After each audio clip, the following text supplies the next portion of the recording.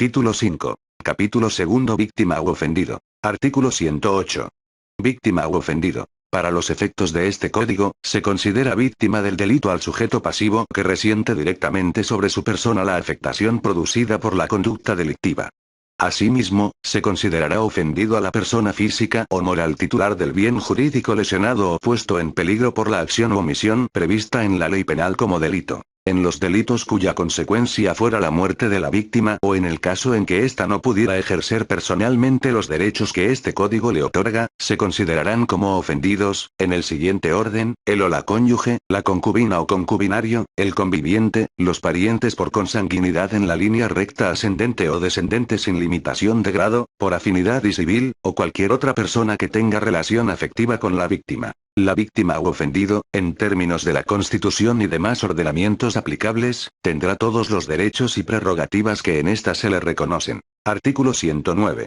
Derechos de la víctima u ofendido. En los procedimientos previstos en este código, la víctima u ofendido tendrán los siguientes derechos. 1. A ser informado de los derechos que en su favor le reconoce la Constitución. 2. A que el Ministerio Público y sus auxiliares así como el órgano jurisdiccional les faciliten el acceso a la justicia y les presten los servicios que constitucionalmente tienen encomendados con legalidad, honradez, lealtad, imparcialidad, profesionalismo, eficiencia, perspectiva de género y eficacia y con la debida diligencia. 3. A contar con información sobre los derechos que en su beneficio existan, como ser atendidos por personal del mismo sexo, o del sexo que la víctima elija, cuando así lo requieran y recibir desde la comisión del delito atención médica y psicológica de urgencia, así como asistencia jurídica a través de un asesor jurídico. 4. A comunicarse, inmediatamente después de haberse cometido el delito con un familiar, e incluso con su asesor jurídico. 5. A ser informado, cuando así lo solicite, del desarrollo del procedimiento penal por su asesor jurídico, el Ministerio Público o, en su caso, por el juez o tribunal.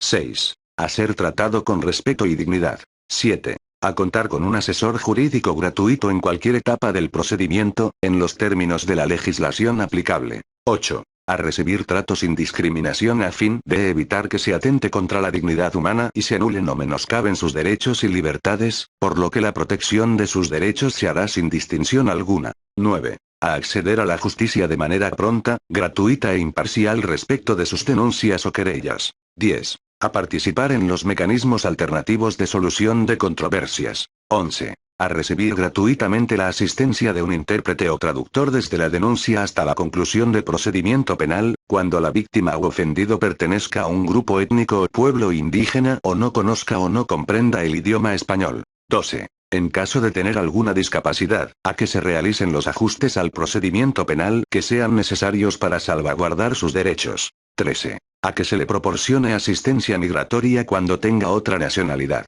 14. A que se le reciban todos los datos o elementos de prueba pertinentes con los que cuente, tanto en la investigación como en el proceso, a que se desahoguen las diligencias correspondientes, y a intervenir en el juicio e interponer los recursos en los términos que establece este código. 15. A intervenir en todo el procedimiento por sí o a través de su asesor jurídico, conforme lo dispuesto en este código. 16. A que se le provea protección cuando exista riesgo para su vida o integridad personal. 17. A solicitar la realización de actos de investigación que en su caso correspondan, salvo que el Ministerio Público considere que no es necesario, debiendo fundar y motivar su negativa. 18. A recibir atención médica y psicológica o a ser canalizado a instituciones que le proporcionen estos servicios, así como a recibir protección especial de su integridad física y psíquica cuando así lo solicite, o cuando se trate de delitos que así lo requieran. 19. A solicitar medidas de protección, providencias precautorias y medidas cautelares.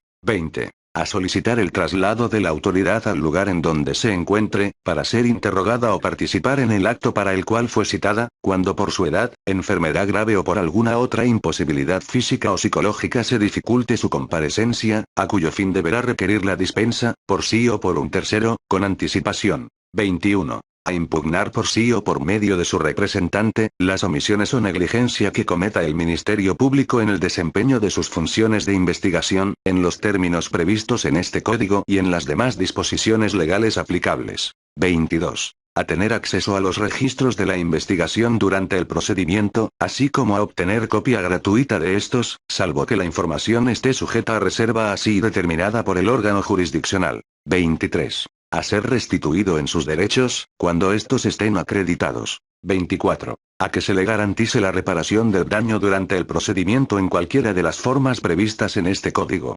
25. A que se le repare el daño causado por la comisión del delito, pudiendo solicitarlo directamente al órgano jurisdiccional, sin perjuicio de que el Ministerio Público lo solicite. 26. Al resguardo de su identidad y demás datos personales cuando sean menores de edad, se trate de delitos de violación contra la libertad y el normal desarrollo psicosexual, violencia familiar, secuestro, trata de personas o cuando a juicio del órgano jurisdiccional sea necesario para su protección, salvaguardando en todo caso los derechos de la defensa. 27. A ser notificado del desistimiento de la acción penal y de todas las resoluciones que finalicen el procedimiento, de conformidad con las reglas que establece este código. 28. A solicitar la reapertura del proceso cuando se haya decretado su suspensión, y 29. Los demás que establezcan este código y otras leyes aplicables. En el caso de que las víctimas sean personas menores de 18 años, el órgano jurisdiccional o el Ministerio Público tendrán en cuenta los principios del interés superior de los niños o adolescentes, la prevalencia de sus derechos, su protección integral y los derechos consagrados en la Constitución, en los tratados, así como los previstos en el presente código. Para los delitos que impliquen violencia contra las mujeres, se deberán observar todos los derechos que en su favor establece la Ley General de Acceso de las Mujeres a una Vida Libre de Violencia y demás disposiciones aplicables. Artículo 110. Designación de asesor jurídico. En cualquier etapa del procedimiento, las víctimas u ofendidos podrán designar a un asesor jurídico, el cual deberá ser licenciado en Derecho o abogado titulado, quien deberá acreditar su profesión desde el inicio de su intervención mediante cédula profesional.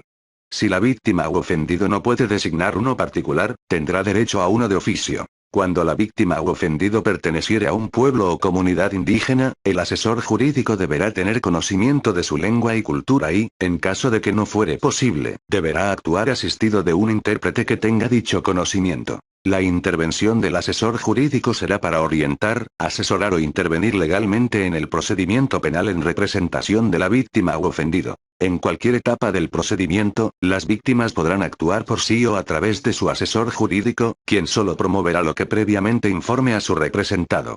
El asesor jurídico intervendrá en representación de la víctima u ofendido en igualdad de condiciones que el defensor. Artículo 111. Restablecimiento de las cosas al estado previo. En cualquier estado del procedimiento, la víctima u ofendido podrá solicitar al órgano jurisdiccional, ordene como medida provisional, cuando la naturaleza del hecho lo permita, la restitución de sus bienes, objetos, instrumentos o productos del delito, o la reposición o restablecimiento de las cosas al estado que tenían antes del hecho, siempre que haya suficientes elementos para decidirlo.